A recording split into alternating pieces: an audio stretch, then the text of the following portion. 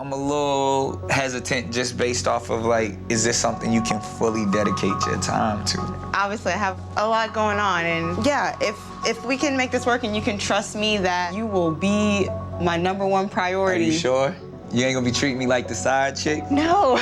Amber is a little further along than your typical assistant, and a lot of the tasks she may feel like she's above. From Nickelodeon to movies to America's Got Talent and the music business, Nick Cannon has certainly made his mark as an entertainer. But with his own management company that manages dozens of other artists and endorsement deals, he's also an entertainment mogul with his hands in a lot beyond the performance side. But as you just saw, he has a new show called Like a Boss, and he's here to talk about it. Welcome, man. Good to see you, man. Always. Yeah. Tell me about Like a Boss. Like a Boss is a really interesting show that we have on Oxygen where I got tired of seeing a lot of these reality shows depicting, young people and like with just these really frivolous storylines and really kind of being superficial and about, trying to create unwanted, drama that just didn't show them in the best of light. So I was like, yo, if I'm gonna produce a reality show, I wanna empower young people and show them, striving through the corporate ladder. Mm-hmm. And you're profiling people who are assistants to high-profile people. Right. And your assistant, one of the people, what's her name? Amber. Amber Grimes. She's on the show. Yeah.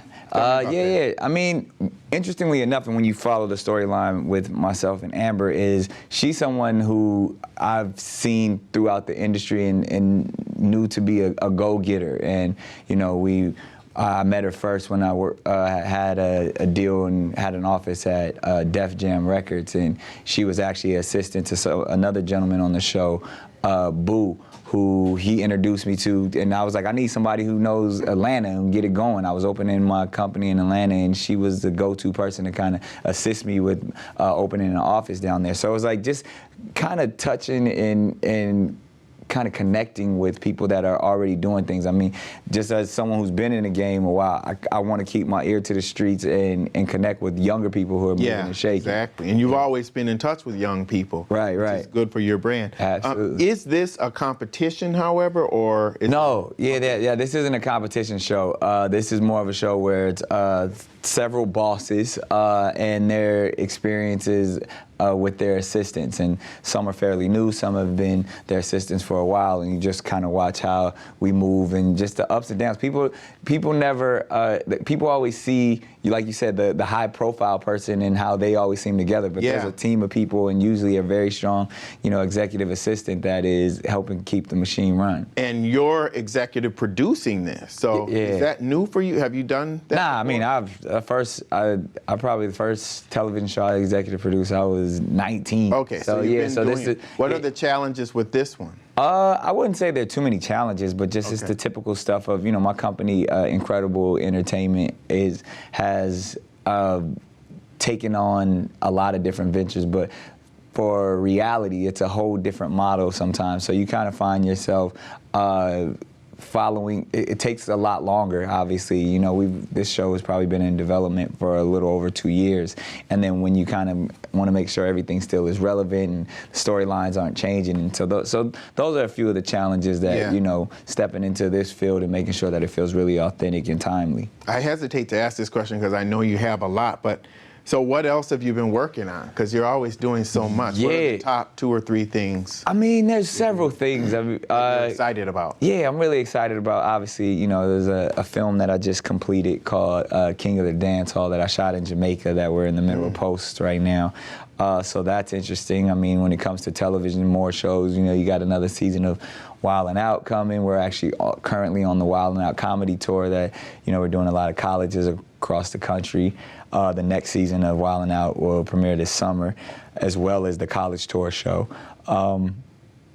America's Got Talent. I leave here and get on a plane and go to America's Got Talent tomorrow. So it's always a busy schedule. And to see you sitting here and talking about all these things, it reminds me of the Oscars thing when when all of the African Americans were talking about how they weren't picked. Weren't nominated. And there's this whole discussion about how the studios are really the key, and that we need to actually be decision makers and gatekeepers. Absolutely. You're a gatekeeper. Yes. So do you see things changing in the future? I do. I mean, it was something I actually, even during that time, I actually put together a spoken word piece that I said, don't be distracted. You know, I mean, obviously the Oscars is something that is near and dear to our entertainment community, but there's so many other issues going on in our community that I felt like, yo, let's deal with the matters at hand. Let's deal with uplifting and rebuilding our people. It's the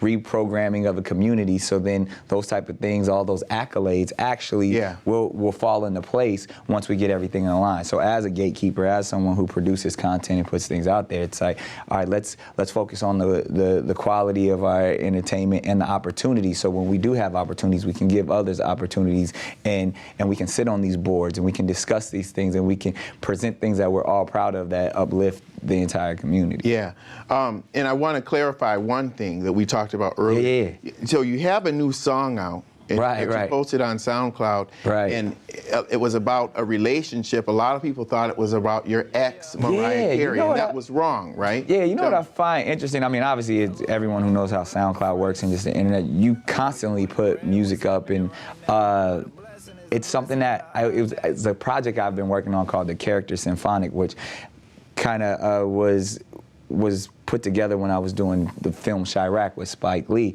where I was releasing tons of music as that character, and and that helped me do, you know, Pray for My City was one of the songs that actually opened up the film that was by the character, and that was probably half a dozen songs that we worked on, and that just happened to be something, a part of, you know, my character. What I find really interesting is that when, you know, it's been over 2 years now, people constantly want to make news when myself and Mariah have clearly moved on, but people always look to create a story and to find something. And so it's like I have an issue with the media tends to focus on and feels like, ooh, this will make good father, or ooh, this will make a great story, when it's like, yo, there's so many other things that this will go viral. Basically. Yeah. Okay. So, I mean, again, we cleared it up and we show that, you know, obviously myself and Mariah have been in great standings for so long, but people want a negative story. They want to create something, some type of drama or some type of gossip, but